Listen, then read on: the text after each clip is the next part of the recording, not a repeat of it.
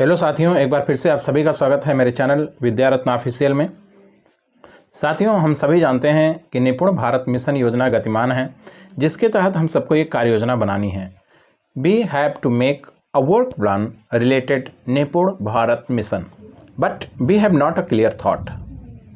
हम कहीं ना कहीं खोज रहे हैं कि निपुण भारत मिशन के तहत जो कार्य योजना बनाई जानी है वो कैसे बनाई जानी है, उसमें कौन कौन सी बातें रखी जाएंगी, किन किन बिंदुओं पर हम फोकस करेंगे, हमारा जो रजिस्टर बनेगा वो कैसा होगा। ये सारे ख्याल हमारे मन के अंदर आ रहे हैं और हमारा कोई स्पष्ट विचार नहीं है इस रजिस्टर को लेकर के। हम कहीं ना कहीं इससे रिलेटेड टॉपिक खोजते रहते हैं, चाहे वो हम सर्च इंजन में खोज रहे हो या फिर यूट्यूब पर खोज रहे हों। तो साथियों, यदि आप भी एक कार्य योजना खोज रहे हैं कि हम कार्य योजना कैसे बनाएं, तो आपकी खोज मुझे लगता है कि मेरी वीडियो पर आकर के समाप्त हो जाएगी। उम्मीद करता हूं कि ये वीडियो आपको अच्छी लगेगी और मेरी कार्य योजना के अनुसार आप कार्य योजना बनाना चाहेंगे। तो चलिए, इसी उम्मीद के साथ मैं अपनी कार्य योजना आप सबके सामने प्रेजेंट करना चाहता हूं। Let's start.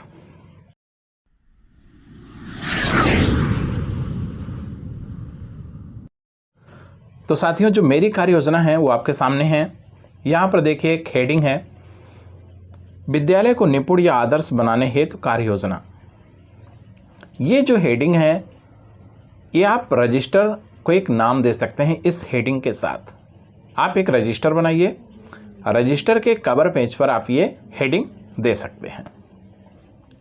इसके अलावा आप क्या कर सकते हैं, चलिए हम एक एक करके देखते हैं। साथियों, ये पीडीएफ है जो मैं यहाँ पर प्रेजेंट कर रहा हूँ। पीडीएफ में हम देखते हैं हम कुछ गतिविधियों, क्रियाकलापों व नवाचारों का प्रयोग करके अपने विद्यालय को निपुण विद्यालय बना सकते हैं। तो आइए हम एक एक करके उन क्रियाकलापों को देखते हैं। इसे सभी प्रधानाध्यापक, प्रभारी प्रधानाध्यापक अमल में ला सकते हैं। मेरे पॉइंट्स आपको पसंद आते हैं तो आप बिल्कुल मेरे अनुसार कार्य योजना बना सकते हैं। तो जो पहला पॉइंट है वो आप देखिए, आप एक रजिस्टर बना लीजिए, कवर चढ़ा लीजिए, कवर पेज पर आप निपुण भारत का लोगो चिपका लीजिए। ये बहुत ज़रूरी है। जब आप कवर पेज बनाइए तो उस पर निपुण भारत मिशन का जो लोगो है वो प्रिंट करवा करके या कहीं से आपको मिल जाए, काट करके आप चिपका लीजिए। अपने कवर पेज को आकर्षक लुक देकर रजिस्टर को एक शीर्षक दीजिए। शीर्षक मैंने आपको बताया है, एक बार फिर से मैं बता देता हूँ, विद्यालय को निपुण बनाने की कार्य योजना। एक छोटा हेडिंग भी आप दे सकते हैं, लेकिन हेडिंग क्लियर होना चाहिए। उसके नीचे उपशीर्षक में आप नीचे छोटा हेडिंग दे सकते हैं, निपुण भारत मिशन। और इसके बाद हमारा स्कूल निपुण स्कूल, प्राथमिक विद्यालय या कंपोजिट विद्यालय, जो भी आपका स्कूल है उस स्कूल का नाम भी लिख सकते हैं। लेकिन ध्यान रखें कि जो मोटी हेडिंग है, जो आपके रजिस्टर का नाम है, उससे छोटा होना चाहिए। क्लियर हो गया होगा साथियों? मैं उम्मीद करता हूं कि मेरे विचार को सुन करके, देख करके आपके अपने विचार भी जागृत हो रहे होंगे। तो यदि आप और अच्छा सोच पा रहे हैं, आपके विचार मुझसे और ज़्यादा सुंदर हैं, तो आप अपने अनुसार कार्य योजना बनाइए। नंबर 2, रजिस्टर के पहले पृष्ठ पर भी ऐसे ही डिटेल्स दे सकते हैं। Now we have to come at the first page of your register. You can make your first page very attractive. You can write down all the details of the cover page in the first page of the register. आप register के जो first page है उस पर भी आप जो cover page पर लिखे थे वैसे ही यहाँ पर भी लोग दे सकते हैं। अपने अनुसार इसको अट्रैक्टिव बना सकते हैं। It depends on you how you make your first page attractive and beautiful. अब अगला हम देखते हैं नंबर 3। अगले पेज पर आप हमारे शिक्षक शीर्षक से अपने विद्यालय के समस्त शिक्षकों का विवरण लिख सकते हैं। अच्छा लगेगा। अभी एक आदेश जारी हुआ है जिसके तहत हमें अपने विद्यालय के बाहर एक पोस्टर लगाना है, एक पेंटिंग करवानी है, जिस पे हमें शीर्षक देना है हमारे शिक्षक और अपने शिक्षक के डिटेल्स उस पर शो करना है। तो वैसे ही आप इस रजिस्टर में भी अपने सारे शिक्षकों का डिटेल्स रख सकते हैं। अच्छा लगेगा। तो उसका जो प्रारूप होगा आप कुछ इस तरह से बना सकते हैं। मैं सिर्फ सजेस्ट कर रहा हूं, आप इससे और भी सुंदर बना सकते हैं। यदि आपके पास और अच्छे विचार हैं तो आप कमेंट बॉक्स में ज़रूर शेयर करिएगा। You are most welcome. तो आप देख रहे हैं क्रम संख्या है, जितने भी आपके टीचर्स हैं वो क्रम संख्या में, शिक्षक का नाम, फोटो, पद, शैक्षिक योग्यता, मानव संपदा आईडी, कार्यभार, ग्रहण तिथि इत्यादि आप इस डिटेल्स को भर करके रख सकते हैं। ठीक है, उम्मीद कर रहा हूँ वीडियो आपको अच्छी लग रही होगी। वीडियो अच्छी लग रही है तो वीडियो को लाइक कर दीजिए और अपने अन्य साथियों को भी शेयर करिए। और हाँ, यदि आप मेरे चैनल पर नए हैं तो चैनल को सब्सक्राइब कर लीजिए और बेल आइकन को प्रेस करके ऑल नोटिफिकेशन ऑन कर लीजिए, ताकि जैसे मैं नई वीडियो अपलोड करूं उसका नोटिफिकेशन आपको सबसे पहले मिले। तो चलिए नेक्स्ट पॉइंट को देखते हैं, जो हमारा चौथा पॉइंट है। दूसरे पृष्ठ पर आते हैं हम, यानी आपका जो पहला पृष्ठ था वो कबर जैसा था, दूसरे पृष्ठ पर हमने हमारे शिक्षक दिए और अब आपका तीसरा पृष्ठ आ गया। अगले पृष्ठ पर हम क्या लिखेंगे? निपुण लक्ष्य को लिखेंगे। निपुण लक्ष्य तो हम सबको मिले हुए हैं, नहीं है तो आप सर्च करिए, आपको मिल जाएगा, या आपके जो व्हाट्सएप ग्रुप हो उस पर आप डिमांड करिए, वहाँ पर भी आपको निपुण लक्ष्य मिल जाएगा। हालांकि सबको मिला हुआ है, तो आप निपुण लक्ष्य को भी अपने रजिस्टर में समाहित करिए और इसको आगे रखने की कोशिश करिए। तो यहाँ पर आप देख सकते हैं इस तरह से आप निपुण लक्ष्य को अपने रजिस्टर में बना सकते हैं। अगला पॉइंट हम देखते हैं, तीसरे पेज पर आप संकल्प लिख सकते हैं। एक संकल्प लीजिए, संकल्प तो लिखना ही आपको, बिना संकल्प के कुछ भी हासिल नहीं होने वाला है, यही जान है आपकी कार्य योजना का। तो चलिए शपथ कुछ इस प्रकार लिख सकते हैं, आप देख सकते हैं। मैं, अपना नाम लिखिए और पद लिखिए। वह हमारे सभी शिक्षक, यानी ये यहाँ पर जो आगे भरना है प्रधानाध्यापक या फिर प्रभारी प्रधानाध्यापक लिख सकते हैं।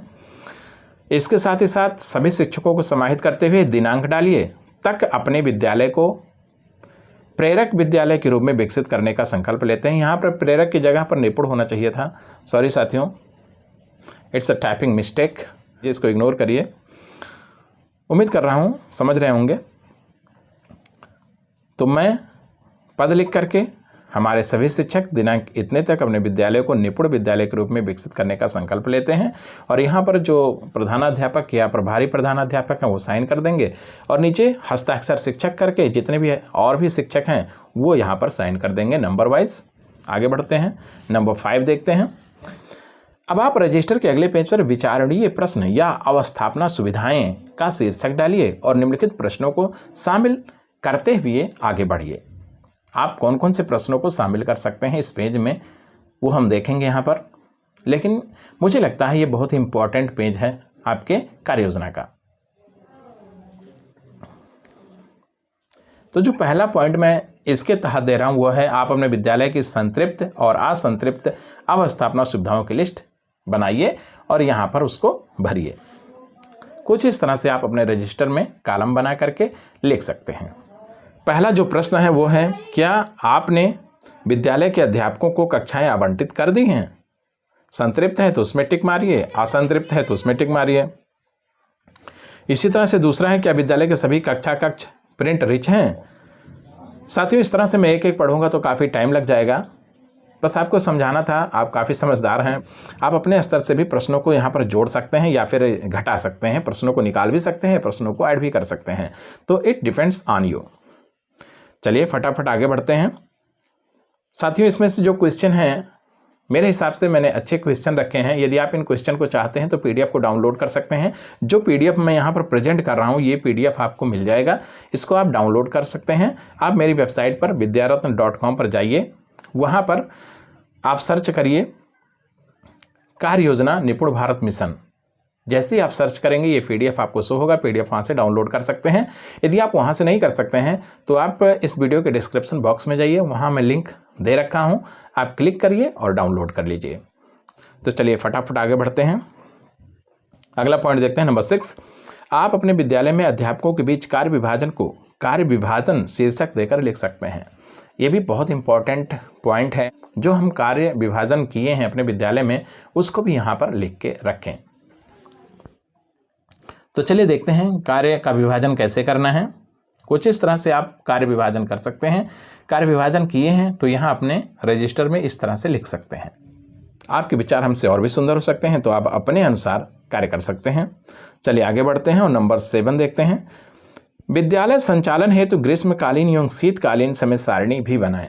ये जरूरी है, समय सारणी आपके रजिस्टर में होनी चाहिए।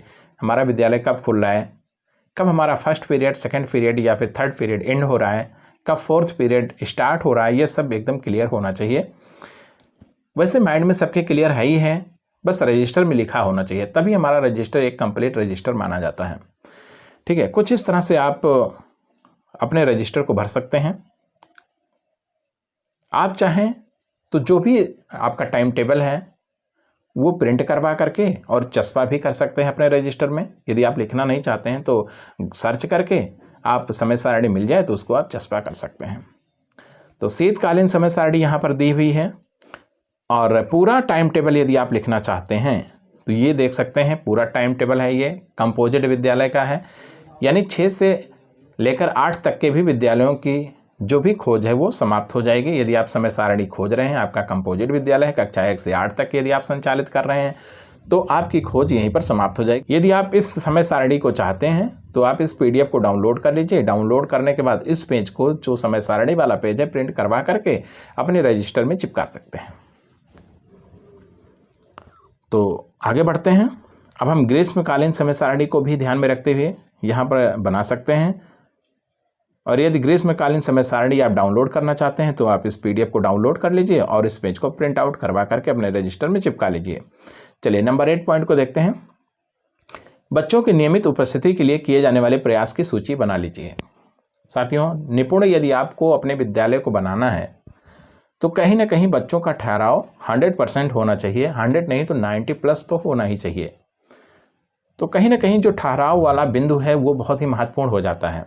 इसके लिए आपने क्या प्रयास किए, ये आपके कार्य योजना का महत्वपूर्ण अंश बन जाता है। तो इसको आप लिखिए ही लिखिए। चलिए, इस तरह से शीर्षक देकर के आप अपने रजिस्टर में कुछ पॉइंट्स लिख सकते हैं कि आप क्या कर रहे हैं ठहराव को बढ़ाने के लिए, नियमित उपस्थिति के लिए। साथियों, मैं एक एक पॉइंट को पढ़ूंगा तो काफ़ी टाइम लग जाएगा। आप स्क्रीनशॉट ले सकते हैं या फिर इस PDF को डाउनलोड कर सकते हैं। ठीक है, मैंने यहाँ पर 10 पॉइंट्स लिखे हैं, बहुत इंपॉर्टेंट 10 पॉइंट्स हैं। तो इस तरह से साथियों मैंने अपनी कार्य योजना बनाई है।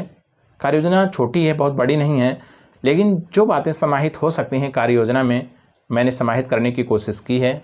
धन्यवाद साथियों, उम्मीद करता हूँ इस तरह की कार्य योजना आपको पसंद आई होगी। यदि मेरे सुझाव व मेरी कार्य योजना अच्छी लगी हो तो आप मेरे YouTube channel, Facebook page, Instagram account व Telegram चैनल को फॉलो कर सकते हैं, क्योंकि ऐसी ही उपयोगी जानकारी मैं आपके लिए लाता रहता हूं। यहाँ पर लिंक है, जो लोग PDF डाउनलोड करेंगे वो जैसे ही इन लिंक पे क्लिक करेंगे आप मेरे उसी अकाउंट पर पहुंच जाएंगे और वहाँ मुझे आप फॉलो कर सकते हैं, लाइक कर सकते हैं। तो साथियों, इन्हीं सभी बातों के साथ मैं इस वीडियो को समाप्त कर रहा हूँ। मिलते हैं नेक्स्ट वीडियो में नई जानकारी के साथ। तब तक के लिए बाय बाय।